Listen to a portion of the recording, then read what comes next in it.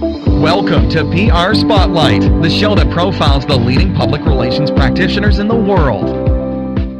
If you are a publicist or a PR practitioner for a movie star or a celebrity or a world-famous athlete, that's pretty easy. All you have to do is pick up the phone and look at your email. You're bombarded with media clamoring for interviews with your client. But what about if you have clients in the financial sphere, asset managers, mutual fund managers, hedge fund managers? Most reporters are not beating down the door to interview your clients. Our next guest, Bill Bongiorno, has been in the financial public relations space for decades, has gotten countless clients on CNBC, Bloomberg, in the Wall Street Journal, you name it, and he's here to share with us some insights on what's difficult, interesting, and challenging with financial PR. Bill, thanks for joining us. My pleasure, TJ. Bill, how did you get into this niche in the first place? Very few people, when they are 12 years old, say, I want to grow up to be a financial public relations expert. Well, that's true. I kind of fell into it out of college. I was an editor at PR Newswire for a few years and wanted to get into the PR side of the business, and joined a small public relations firm on Madison Avenue that specialized in working with financial advisors and mutual funds. And I just kind of fell in love with the whole mystique of money management and the strategy and really what was involved. And I saw an opportunity to do something good and help people with their financial futures by having experts share their tips and knowledge with them, so hopefully they could do it on their own or invest through certain mutual funds and financial advisors. So what's a typical client for you, and what exactly do you do for them? A typical client is a private money manager that is looking to get some visibility for their business, build some credibility, showcase their expertise in what they do for their clients, helping them with their financial future and how they invest. And it's really telling the story of what's going on in the markets, what people need to know. The markets are always changing. They're open every day, and there's always earnings. There's always news in the financial industry. So it's really getting clients to be part of that news as sources, sharing their knowledge with the investing public, and really building their credibility with the public so that hopefully when the time comes, when they do need help, they'll call on that financial expert to help them invest for their future. What are the tools you found to be most successful from financial clients? If you're a politician, you're running for governor, you hold a press conference for your big announcement, and all the media sort of have to come. What sort of news hooks do you find generate the most attention for your clients?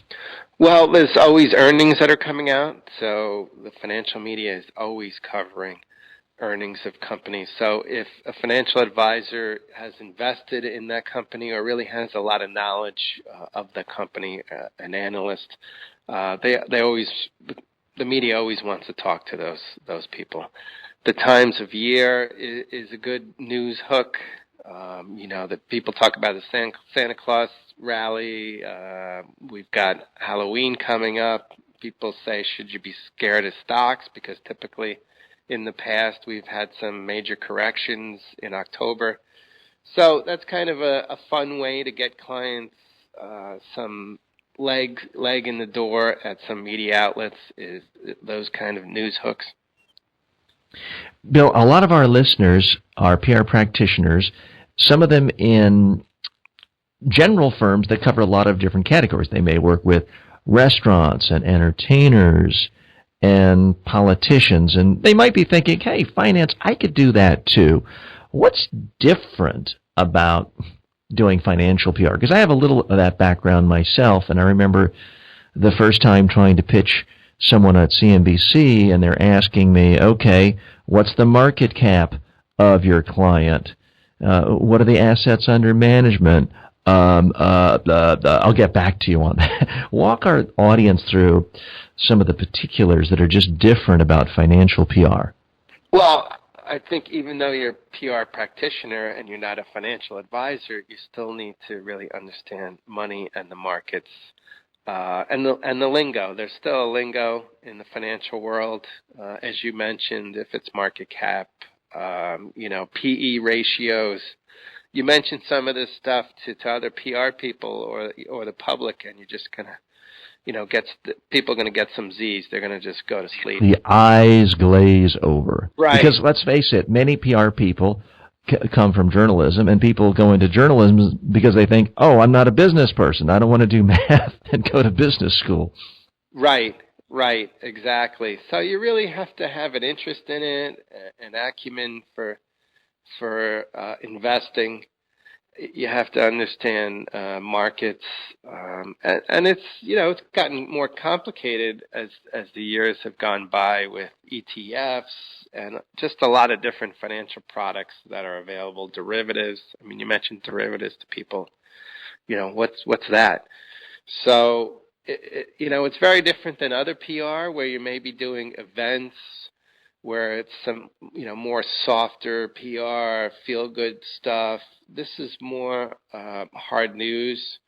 You don't want to call a journalist, on the morning of the unemployment rate numbers coming out if you're not calling him with a source that's, going to tell him something different about that. What does it mean? You don't want to be calling a financial reporter, about a really soft, non-newsy story and a client that's going to talk about something that really isn't going to be, in the news today. So it's a little different than what I'd call kind of softer PR with regards to, hard news. We're speaking to Bill Bongiorno, who is the president and founder of Blue Chip PR. You can find more information about them at their website, bluechippr.com. That will be in the show notes as well. Bill, if I asked 100 different financial public relations experts who's the best financial communicator in the world today, I think pretty much all of them, most of them would say Warren Buffett. But if I asked them to name the second best, I don't know who they would say. It would probably be a lot of different names. Who stands out to you beyond Warren Buffett is just an excellent financial communicator? Well, it's interesting because we live in this age now of a lot of different communication sources, whether it's social media or podcasts. Josh Brown comes to my mind. He's a regular on CNBC, and he's really built a following on Twitter.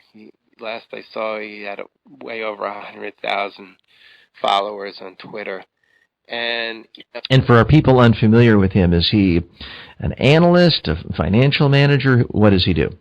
Well, he works with Barry Ritholtz, and he is a financial money manager. He's kind of become a media darling, certainly over the last year or two, and he's really built a huge following. I mean, when you're watching CNBC and these other anchors are saying, I wonder what Josh Brown would think of this.